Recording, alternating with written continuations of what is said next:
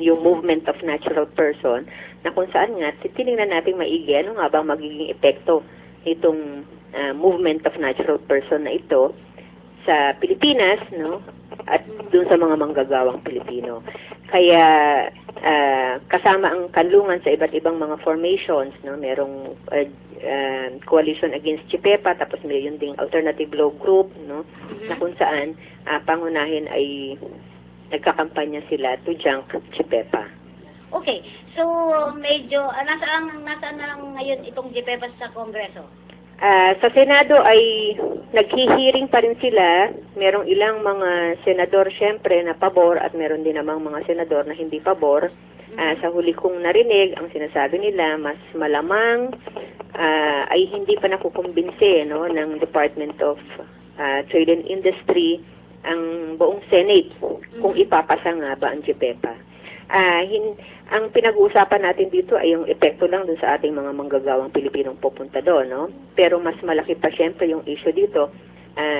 Halimbawang matinding pinagdedebatihan ay yung sinasabing ang toxic waste, no? Yeah, na itatambak dito sa atin sa Pilipinas. Ang sinabi nga parang ipinagpalit o ang kapalit ng mga laso na manggagaling sa Japan ay yung ating mga Pilipinong manggagawa, particular yung ating mga nurses at pero, mga caretakers. Meron tayong nabasa na sabi nga nila, sabi mo wala sa Japan, hindi daw sila magpapasok dito ng mga toxic waste kasi hindi naman daw yun ang nakasama doon sa kontrata. What do you think?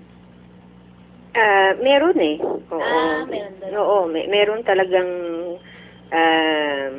provisions doon. Actually, kung ang babasahin lang natin ay yung agreement per se, napaka-general ng agreement. Ang matindi doon ay yung mga annexes at saka yung mga appendices ng agreement. At doon nakita kung ano yung mga commitment, particular commitment ng Pilipinas at particular na commitment ng Japan. No? Siguro sa mga susunod na pag-uusap natin, pwede naming maikwento pa ng detalye, no, kung ano yung mga hindi magandang epekto ng GPEPA para sa atin. So, ilan lang yan sa mga kampanya, no? Okay. Para naman sa ating welfare, ano na yung mga ginagawa natin ngayon dito sa mga welfare ninyo? Welfare cases ba ito? Oo. Tuloy-tuloy pa rin syempre yung pagtanggap natin ng mga kaso. Syempre yung pagtaas ng bilang ng illegal recruitment. Yan ba yung hawak niya ngayon na illegal recruitment? Oo, marami kaming case, halos 13 mga group cases yung aming hawak, no? At ito ay mga malalakihan na-recruit.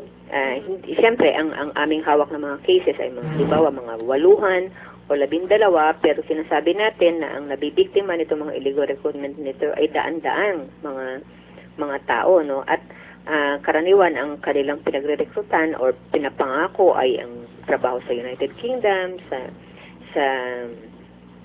Palau, no, sa New Zealand, sa Sweden, at napakalaking mga pera talaga ang naloloko, no, at nadadaya dito sa ating mga kababayan. Mataas din ang kaso natin, no?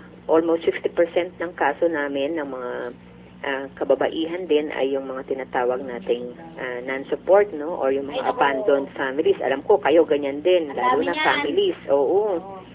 At nakakalungkot na wala tayo pang specific na policies or batas na magsisigurado, no, na kapag umalis ang iyong asawa para magtrabaho, ay tiyak na ikaw ay makakatanggap ng suporta sa kanila. Mas malamang, mas maraming pagkakataon nga, ito sabi nga natin, 60% ay naa-abandon pa sila. Yun ang isang alarming yan, ano? Rose, no? Sa amin, wala kaming makakuha pagdating dyan, no? Ang gagawin mo na lang ay bubulahin mo na lang yung asawa mo talaga. Which is ayaw naman natin, yun, ano? Oo.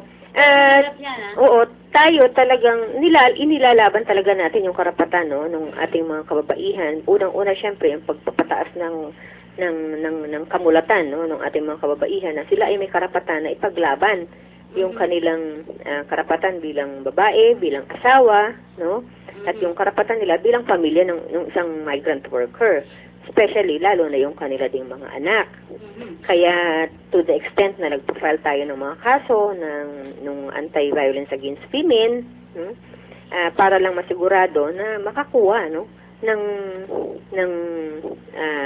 sapat na na benepisyo, na remittance itong ating mga kababaihan. Pero may isang problema tayo dyan, Miss Rose. Mm-mm. Kasi yung marami kami kaso na ganyan na hinahabol talaga namin, ang POEA, sabi ng POEA, i-demanda niyo muna, etc. Yung mga ganong klase.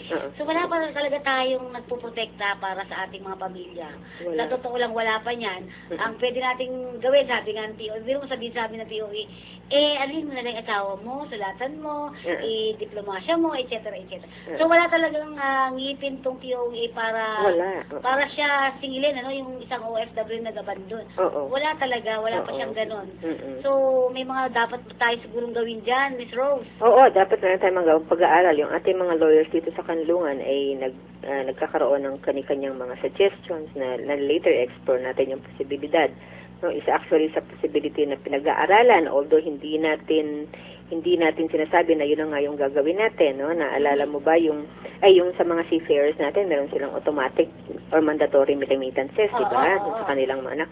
Parang sinasabi, pwede rin kaya ito sa mga land-based. Pero babalikan ko lang in 80s, mga 85, 87. Ganun. Ay merong mandatory remittances talaga ang land-based. Oo. O 80, parang 70%. Yun yung isang tinutulan naman namin noon. Oo nga daw dahil nga dito sa ganitong klase. Pero kasi yun, ang diferensya doon, Miss Rose, kailangan, ang isang inayawan natin doon is yung parang magre-remit ka lang ng pera dapat doon sa mga banking channel na parang nakaano sa gobyerno. Yun yung isang ayaw natin nung nakaraan. Siguro ang tingin natin dyan ay mas mapag-aralan pa ako ano yung kaya nga sabi ko hindi natin sinasabing yun na ang kalustasan, no? Kailangan natin balikan yung karanasan ng mga nakaraan para masigurado na natitiyak din yung kapakanan naman ng mga naiiwanan dito. Kung meron pang ibang pamamaraan, no, para sigurado na hindi nangyayari ito, napakaganda. Siyempre, isang usapin lang yung pera ang mas matinding usapin diyan yung relasyon, di ba?